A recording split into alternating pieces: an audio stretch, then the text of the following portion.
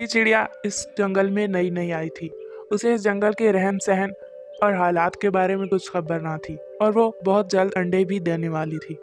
इसलिए वो बहुत परेशान थी कि कौन सी जगह महफूज है जहाँ पर वो अंडे दे।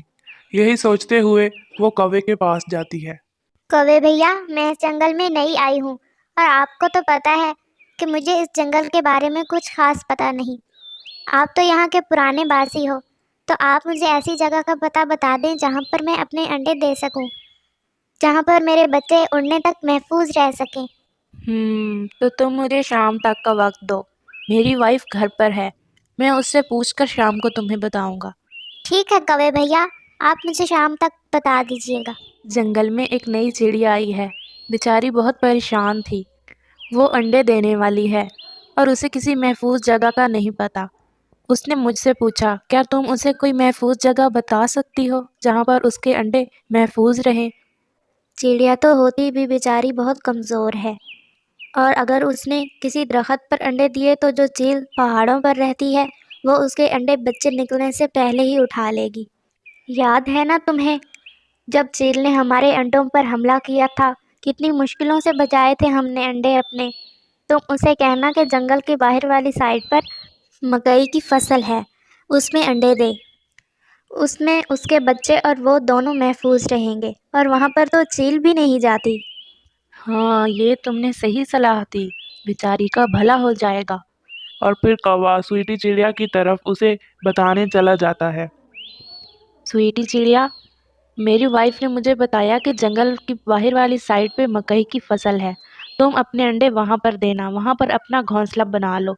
तुम और तुम्हारे बच्चे वहाँ पर महफूज रहोगे और अपने बच्चों को उड़ने तक वहीं पर रखना। जी ठीक है कौवे भैया, आपका बहुत बहुत शुक्रिया, आपने मेरी मदद की।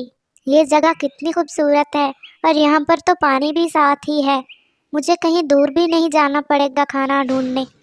चिड़िया बहुत खुश थी क्योंकि यहाँ पर उसे खाना और पानी बहुत आसानी से मिल जाता था और उसे कहीं दूर ढूंढने नहीं जाना पड़ता था। कुछ दिनों बाद चिड़िया अपने अंडे दे देती है और चिड़िया बहुत खुश होती है। कुछ दिनों तक मेरे अंडों से प्यारे प्यारे बच्चे निकल आएंगे। ऐसे ही कुछ अरसा गुजर जाता है और स्वीटी चिड़िया के बच्चे अंडों से बाहर निकल आते हैं। स्वीटी चिड़िया अपने बच्चों को देखकर बहुत खुश होती है। कितने प्यारे लग रहे हैं मेरे बच्चे। अब कुछ दिनों तक मेरे बच्चे उड़ने लगेंगे, हम साथ में जंगल घूमेंगे, कितना मज़ा आएगा। वो ऐसे बैठी खुद से बातें सोच ही रही होती है कि ऊपर से एक कौवी और कौवा आ जाते हैं। कौवे भैया, आपने मुझे बहुत महफूज जगह बताई थी। यहाँ पर पानी और दाना भी बहुत आसानी से मिल जाता है, और मेरे बच्चे भी अंडों से बाहर निकल आए हैं। हाँ स्वीटी चिड़िया, वो तो बहुत अच्छी बात है, लेकिन तुम्हारे लिए एक बुरी खबर है। क्या हुआ कौवे भैया, जल्दी बताइए, मुझे बहुत परेशानी हो रही है। तुम्हारे बच्चों को कितने दिन लगेंगे उड़ने में? 3 दिन। 3 दिन बाद मेरे बच्चे उड़ने के काबिल हो जाएंगे। क्यों, क्या हुआ कौवे भैया, बताइए ना। स्वीटी चिड़िया, फिर तो बहुत बड़ी मुसीबत आन पड़ी है। मैं कल ही गया था साथ वाले जंगल में और किसान बोल रहा था मकई तैयार हो गई है, अब इसकी कटाई शुरू करनी है। नहीं कौवे भैया, अभी मेरे बच्चे बहुत छोटे हैं, वो उड़ नहीं सकते। अगर मकई कट गई तो मैं और मेरे बच्चे कहाँ जाएंगे? तुम परेशान मत हो स्वीटी चिड़िया, तुम यहीं बैठो। मैं किसान के पास जाता हूँ और उसकी मिन्नत करता हूँ कि 3 दिन तक फसल ना काटे। क्या किसान मान जाएगा कौवे भैया? देखो, ये तो कुछ नहीं कहा जा सकता, जाने के बाद ही पता चलेगा। और कौवा किसान की तरफ चला जाता है। ए रहमदिल किसान, तुम 3 दिन अपनी मकई की फसल ना काटो। वहाँ पर एक मुसाफिर चिड़िया है, उसके छोटे छोटे बच्चे हैं और वो अभी उड़ नहीं सकते। अगर तुमने फसल काट दी तो वो और उसके बच्चे मर जाएंगे। हम परिंदों की वजह से अपने फैसले नहीं बदल सकते। जाओ कौवा कहीं का, हमने आज ही मकई की फसल की कटाई करनी है। और कौवा परेशान होकर वहां से चला जाता है। क्या बना कौवे भैया, क्या किसान मान गया? नहीं, उसने तो मेरी पूरी तरह से बात भी नहीं सुनी। अब क्या होगा कौवे भैया, क्या मेरे बच्चे मर जाएंगे?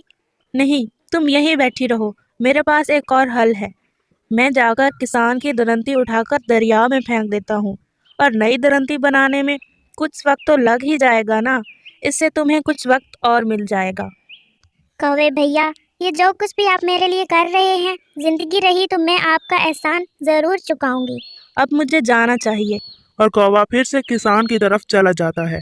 कौवा जाकर एक दरख्त पर बैठ जाता है और जैसे ही किसान का ध्यान इधर उधर होता है, कौवा जल्दी से जाकर उसकी दरंती उठाकर भाग जाता है। किसान थोड़ा सा कौवे के पीछे भागता है, लेकिन कौवा तेजी से उड़ जाता है और कौवा जल्दी से जाकर उसकी दरंती को नदी में फेंक देता है। फसल तो पक गई है और मुझे अब नई दरंती बनानी होगी। मुझे आज ही जाना होगा लोहार के पास नई दरंती बनवाने। मैंने कर लिया है, मैंने किसान की दरंती उठाकर नदी में फेंक दी है। और अगर किसान ने नई दरंती बनवा ली तो? मैं जा रहा हूँ लोहार के पास, उससे कहूँगा कि 3 दिन तक किसान को नई दरंती ना बनवा कर दे। क्या वो मान जाएगा? ये तो जाकर ही पता चलेगा। और कौवा जल्दी से लोहार की तरफ चला जाता है। लोहार, क्या क्या तुम मेरी एक बात मानोगे? क्या काले कौवे बोलो? तुम्हारे पास किसान आएगा नई दरंती बनवाने, तुम उसे ना बना कर देना। उसने अपनी मकई की फसल काटनी है और उस फसल में नन्ही चिड़िया है, उसके छोटे छोटे बच्चे हैं और वो अभी उड़ नहीं सकते, इसलिए तुम उसे अभी नई दरंती ना बना कर देना। हम इंसान बैठे हैं पैसे कमाने के लिए। हम एक कौवे के कहने पर अपना ग्राहक गुस्सा नहीं कर सकते। जाओ, चले जाओ यहाँ से। और कौवा परेशान होकर वहां से चला जाता है। मैंने तो चिड़िया का भला ही सोचा था, इसलिए उसे मकई की फसल में अंडे देने का कहा, लेकिन अब मैं क्या करूं? वो तो बहुत बड़ी मुश्किल में फंस गई है। अब मुझे आग के पास जाना चाहिए, उससे कहता हूँ कि 3 दिन तक ना जले। और कौवा आग के पास चला जाता है। प्यारी खूबसूरत लाल रंग वाली आग, ऐसे कहकर कौवा अपनी तमाम बात आग को बताता है। आग कौवे की तमाम बात सुन लेती है और कहती है, मैं कुछ नहीं कर सकती। लोहार मुझे जलाएगा तो मुझे जलना पड़ेगा। तुम लकड़ी के पास जाओ। और कौवा लकड़ी के पास चला जाता है। लक्कड़, क्या तुम एक भलाई का काम करोगी? मैं तो सदियों से भलाई के काम ही कर रही हूँ। तुम बताओ क्या करना है। कौवा अपनी तमाम बात लक्कड़ को बताता है। मैं सूखी हूँ और ऐसा कैसे हो सकता है कि मैं ना जलूं? अगर मैं गीली होती तो भी बात थी। तुम पानी के पास जाओ और उसे कहो मुझे गीला कर दे। और कौवा पानी के पास चला जाता है है पानी, हम सबका जीवन तुम्हारी वजह से है, क्या तुम मेरी मदद करोगे? अगर तुम मेरी मदद करोगे तो मैं तुम्हारे अंदर पड़ा सारा गंद अपनी चोंच से बाहर फेंक दूंगा। क्या काम है बताओ। कौवा उसको तमाम बात बता देता है। ठीक है, अगर तुम मुझे वाकई में साफ करोगे तो मैं तुम्हारे साथ चलने के लिए तैयार हूँ। और पानी कौवे के साथ चला जाता है और लकड़ी को गीला कर देता है। और उधर किसान लोहार के पास जाता है नई दरंती बनवाने। जैसे ही लोहार लकड़ी को काटने लगता है तो वो गीली होती है। मेरी सारी लकड़ी तो गीली है, अब मुझे जंगल में सूखी लकड़ी ढूंढने जाना पड़ेगा, तभी मैं तुम्हारी दरंती बना पाऊंगा। और इस सब में 3 दिन लग जाते हैं। तब तक चिड़िया के बच्चे उड़ने लायक हो जाते हैं और कौवा स्वीटी चिड़िया को तमाम बात बताता है कि कैसे उसने किसान की लकड़ी को गीला किया। मैं तुम्हारे इस एहसान को जिंदगी भर नहीं भूल पाऊंगी। चिड़िया और उसके बच्चे वहां से हंसी खुशी उड़ जाते हैं। इस कहानी से हमें यह सबक मिलता है कि अगर हमारी थोड़ी सी कोशिश से किसी की जिंदगी बच जाए तो हमें ऐसा जरूर करना चाहिए।